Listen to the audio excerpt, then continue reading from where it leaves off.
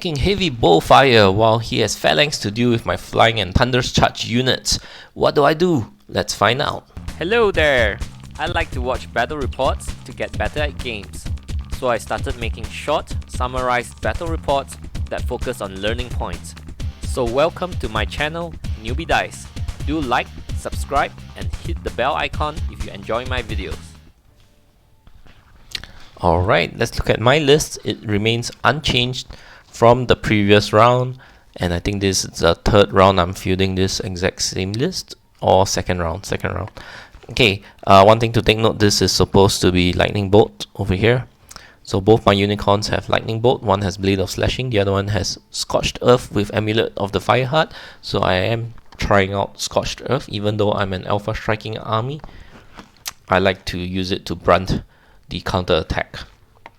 Alright, 2 hordes of Forsaken, 2 beasts of nature, good amount of healing with druid and avatar, Pegasus, earth elementals, brotherhood, piercers. So let's look at his list. Palace Guard horde, 2 Gladestalker regiments, 2 Sea Guard horde. So this unit is quite multi-purpose. It could shoot and it could melee. Okay, shooting is only at 5 with steady aim. Melee is at 4 with elite. Alright, and Chant of Hate is vicious as well. Silver Breeze, Dracons, Bolt Throwers, 1 pair, Lord on Dracon, Archmage with Lightning Bolt and Binchant, and the King's Champion, which is speed 7 with Phalanx as well. So 3 Phalanx units. Let's see what happens. But first, just a quick shout out to my local game store. If you're from the Asia Pacific region, do consider checking out Hammer House website for your hobby needs. They carry a wide range of miniatures and hobby supplies, including Mantic, Vallejo, Scale 75, and Green Stuff World products. Alright, so first scenario is push, and he won the right to choose sides, and he took the bottom. I'm not sure why. I would assume there's a more centrally located hill where he can shoot off from, and there's this piece of rock where he can play a little bit of flank denial with. That's my guess why he chose this side. So one thing I'd like to bring your attention to is the order in which we deployed our units, and that is represented by these numbers 1, 2, 3, and likewise for my side. Because I'm playing a skewed deployment, I'm deploying center and to the right, just 1 lonely unicorn on the left. And why is that so? And the deployment order would review why I made that decision. So if you look at his opening deployments, 1, 2, 3, 4, 5. So everything is on the left side at this point. Okay, so especially his 2 Phalanx horde, these are the 2 Sea Guards, right? And then this white one is the Palace Guard. So these Phalanx units, which I'm gonna have the most trouble dealing with, is on the left side of the board. So I was like, maybe I'm gonna avoid them. So 1, 2, 3, 4, 5. That's his first 5 drops. So if you notice, I dropped 1, 2, 1 beast on the right side just to see how he react to it. And if you notice, he still continue deploying on the left. So I have my 4 and my 5 is still pretty central. So my first 5 drops is very central, and just 1 beast on the right side. Okay, and 6, so 1 central unit. 7, this is the King's Champion. 8, 9, so all the way until 9 it's all on the center and the left. So all the way until 9, 7, 8, 9. So I'm starting to skew towards the right. Yeah. My 6, my Pegasus, is still somewhat central. Okay, and so 10, I still placed a unicorn here just to give him a hint that maybe I'm going to drop something here, just to bait him a little bit. But still, his remaining drops starts to go on the right side. So 10, 11, 12. Alright, so I have 13 drops. So after his 12 drops, I have 2 that I can decide. I'm not sure why I decided to drop my Green Lady last. I'm just deciding where to put the healing, I guess. And then the beast. So usually, if you have seen my earlier games, I tend to put 1 beast on each side, but I have decided that no, this is too difficult to get through, so I put 2 beasts on the right instead. Okay, and there's minimal shooting over here anyway. So that is what happens. He won, so he also did his scout moves. And yeah, so the thing about push is, yeah, I'm gonna let him get his 2 tokens across. It's fine as long as I can get my 2 tokens across and also get the center token. So that's my plan. So top of 1, he went first. Probably want the deployment to go first, because if I were to go first, if I won the initiative row, I would go first, because you probably want to go first against shooting to, you know, take out 1 round of their shooting. Okay, so if you see some red numbers here, this is the average damage it will do to my Forsaken. I think all of them shot at the Forsaken Horde, except for this Sea Guard unit, which is out of range. Okay, so if you add them up, it should do 6 damage, dealt 5, just 1 below average. And then the right side units all started going towards the left. The Silver Breeze just dashed across, while the 2 Dracon units sidestepped. So you can see it sidestepped towards the left side. Okay, so let's see what I do in return. So I push my stuff up. This beast is unchallenged, so it just flew. I think it's out of the front arc of this unit. Yep, so it just flew as much as it can while being in the forest. Probably 20 inch while staying in the forest. Okay, and one mistake I made is here. So when I moved my Earth Elementals, you know, they can only move 5. And so I decided to fly my Forsaken unit over, and I should have deployed it more towards the right side because it's not deep enough in the forest. Okay, so if you look at this transparent outline of the forest, my area, the Forsaken, is less than half in the forest, right? Although its center point is in the forest, so if you're shooting it from the front, at least half of it is true cover. But if you're shooting it from the flank, which is why I have this blue line here, there's no cover because my area is less than 50% in the forest. So looking at it, this will be in cover. This will all not be in cover. Okay, because this Sea Guard unit is probably going to move up past this blue line to shoot at it. Okay, one lucky roll I had was this Unicorn started to swing towards the center because it can't deal with any of this. Glade Stalkers can fight pretty well in melee as well. So I lightning bolted at the Archmage and I took it out. So dealt 3 wounds and probably rolled 10 twice or 11. I think it's 10 because I think his nerf is 13. Okay, so that was pretty lucky on my end. King's Champion is over here if you haven't noticed. I healed off most of the wounds. He dealt 1 less than average and I healed 1 less than average, so this would be the actual outcome anyway. I should have been left with 1 wound. Okay, because I have effective heal 9 with the Druid Conjurer Staff and heal 6 from Avatar and Radiance of Life, so that's heal 9 for an average of 4.5 with 1 Radiance for 5.5 healing. Healed off 4. He dealt 1 less, so I'm fine with that. So this is where all the shooting came down to bear on my Forsaken. So if you look at all the red numbers, it's the average damage it will deal, except this one should be a 1. Okay, I forgot that, you know, I'm only height 4, so he's shooting over his unit. I still get cover. Yep, so if you add all of them up, it should be about 12 average damage with his existing 13 damage, so that's likely gonna kill it, right? So from all the way here, alright.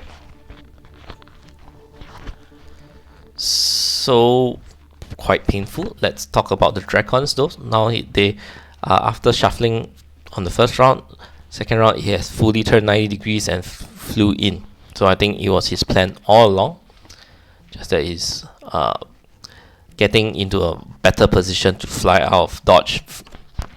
So yeah, I think that's all to say about this round. So let's look at what I do in return. So these beasts on the right side flew all the way in. nothing here to challenge me, so I'm flying in. The other beast, let me rewind one step. I think it's not in the position to fly 20 and turn because it's going to hit the rocks. So only one beast is getting into his back lines, or his flank rather.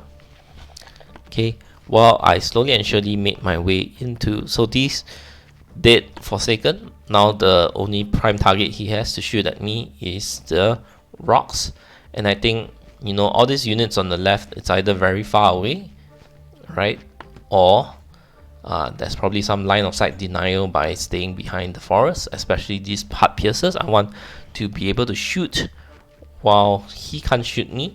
Okay, if I can take just a bit of shots, it's fine because they have regen and I have lots of healing. Okay, 2 unicorns and the heart piercers shot at these palace guard. Okay, so I think the heart piercers would suffer from cover. Suffer from cover because of the forest over here. Okay, so lightning bolt 10, dealing 5 wounds, an average of 3 wounds. This should be about 2 wounds, so I definitely spiked a little bit here, but it's on 7 wounds, which I'm very happy with because he has no healing, so any damage sticks. Okay, nothing else. I'm just posturing, right, getting into position, and I'm getting ready to pick up this token. So next, so as you can see, most of his shooting are on this side, and so a lot of my fragile things are hiding behind the forest, especially the Pegasus over here, which is an important chef piece for me.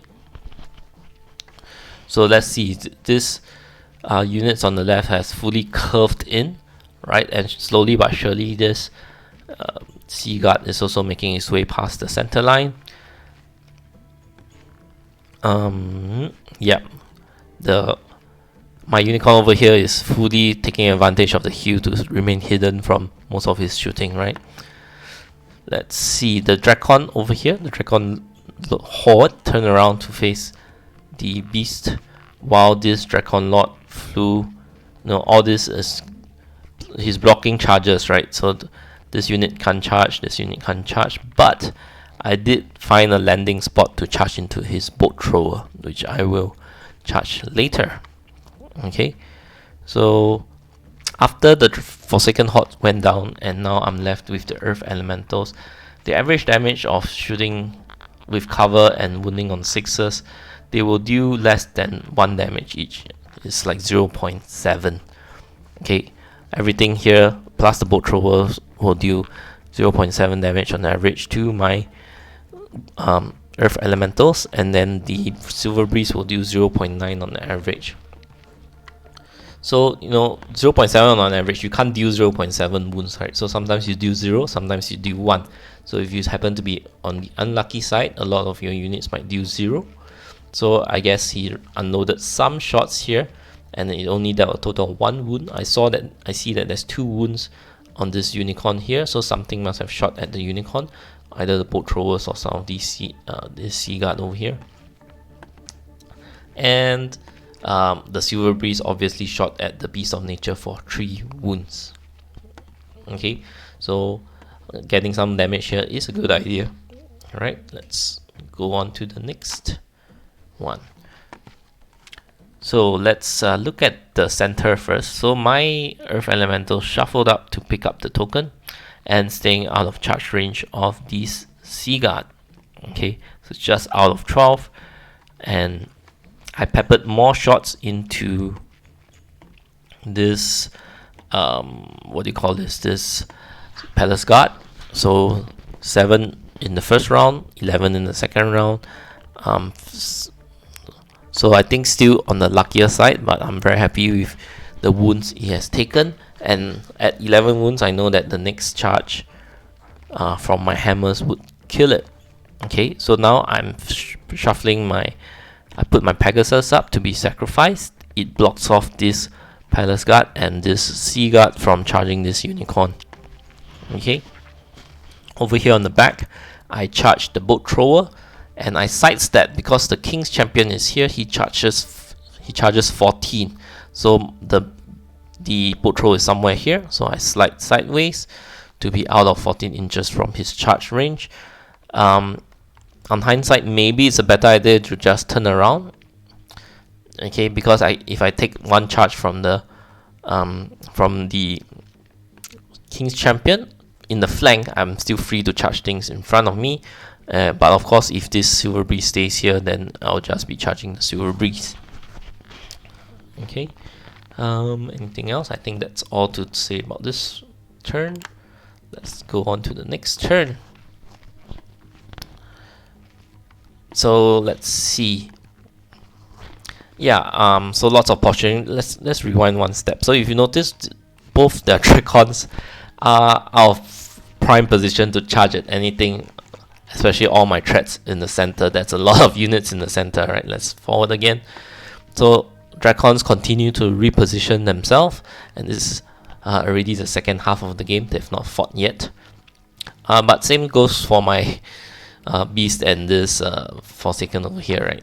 Okay, Silver Breeze has decided to just make a dash to the right side. Okay, so the Sea Guard with the tokens has passed the center line, but it's supposed to be entirely across. Palace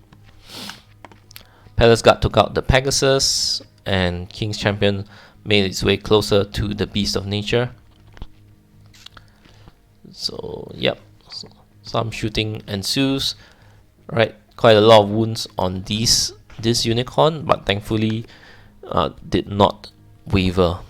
Alright, I'm not sure what's the average amount of wounds that should be done, but there's one wound here, 2 wounds on the rocks. So he did allocate some shots here as well. Okay, I missed. Oh no, I charged in. Alright, so in this picture, let's rewind one step. I've already picked up the 3 tokens, right? So in this picture, my Earth Elementals are making its way behind the Brotherhood Knights, which charged the Palace Guard. Okay, so he is moving up safely behind the Brotherhood Knights, and the Brotherhood Knights are usually my first hammer unit that goes in, because they are lower in cost at 215 points. Is usually the one that starts the trade. I charge your hammer with my hammer. With the cheapest hammer that I got to start things going is probably gonna die, because the Dracons, I think, has line of sight to it. And yeah, so let's see over here. The unicorn charged at the Silver Breeze, but dealt no wounds because of this rock, this obstacle over here. Beast of Nature turn around, but it's gonna get charged at by the King's Champion anyway. Okay, this heavily wounded unicorn went to hide behind these rocks, get some cover, and it's an individual, so it's a bit harder to take it down. Healed off some wounds. Okay, Beast, I'm not sure why my Green Lady flew over here. So he couldn't heal this, but so he just got a bit of heal from my Druid. Okay, I also fired off a Scorched Earth, so hindered.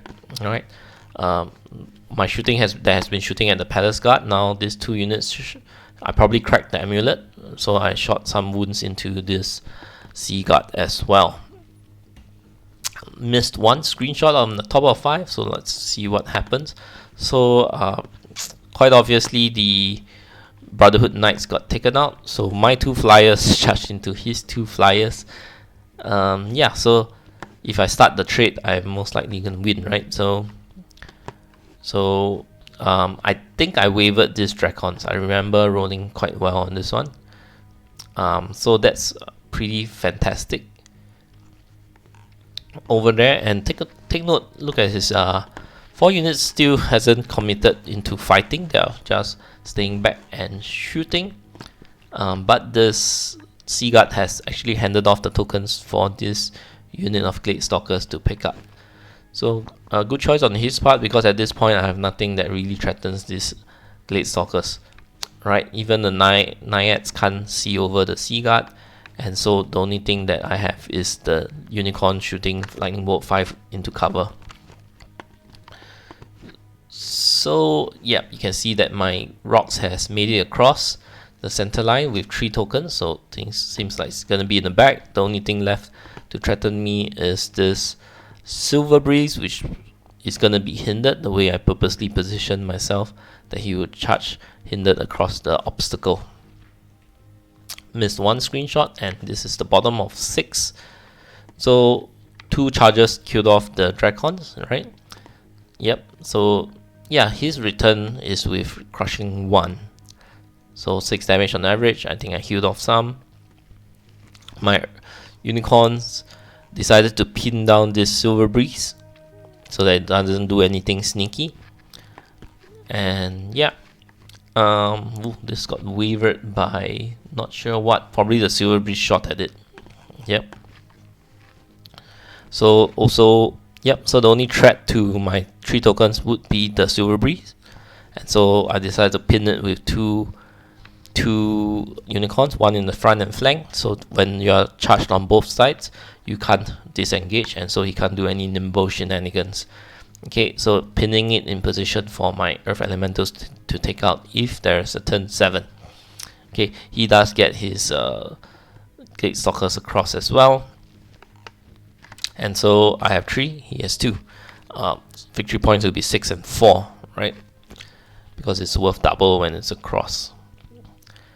Okay, there's no turn 7, so let's see what we can gain from this game.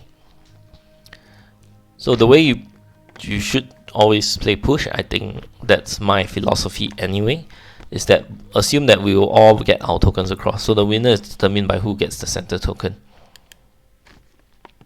So I play the skewed deployment in this game.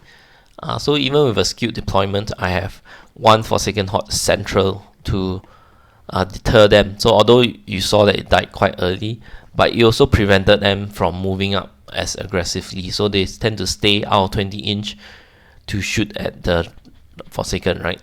So yep. And yeah, having minimal things on the weak side. So I have high speed stuff, and especially 1 unit of the unicorn as well.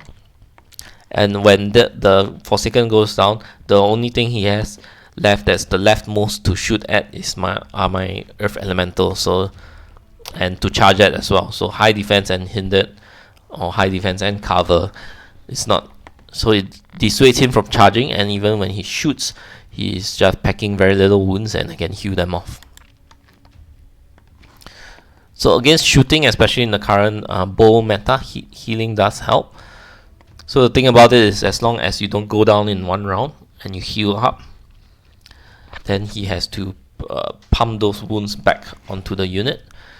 But he does have enough shots to basically 1 round my Forsaken Horde. So he has the weight of shooting as well that can 1 round hammers. While I have some healing, the moment he doesn't, then I can heal off some wounds. But on top of that, having cover and speed helps a lot, because speed means as long as you don't take me out, I'm gonna charge you next round, right? So that's the way speed things goes. If I'm a slow speed 5 units, I'll be shuffling forward and taking multiple rounds of fire.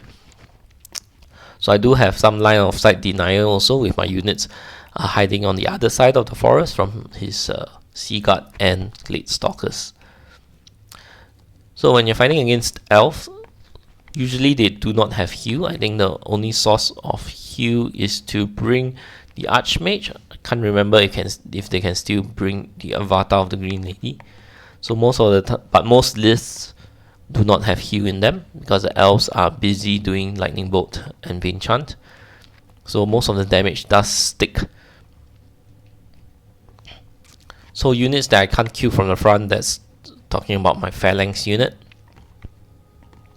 Okay, I can either flank them or avoid them entirely, which is what I did this game.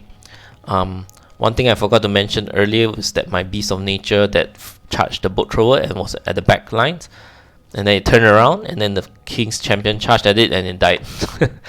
So last point, yeah, do everything it takes to win the scenario. So at the end of the game, I just pushed everything forwards to ensure safe passage for my Earth Elementals. So even if I lost those exchanges, right, I don't think he is able to get to my Earth Elementals, because after, if my 2 flyers went down, I'll charge my Earth Elementals and my unicorns into the 2 dragons, and then my Earth Elementals would be safe. Yep. So with that, that's the end of this battle report. I hope you enjoyed this analysis. If you like the style of battle reports I do subscribe and like. And of course, watch some of my older videos, which I do a lot of coverages as well. And especially I do have some physical games, right? Not just on Universal Battle. With that, I'll continue my coverage of my Call to Arms 6 run. And I'll see you in the next video.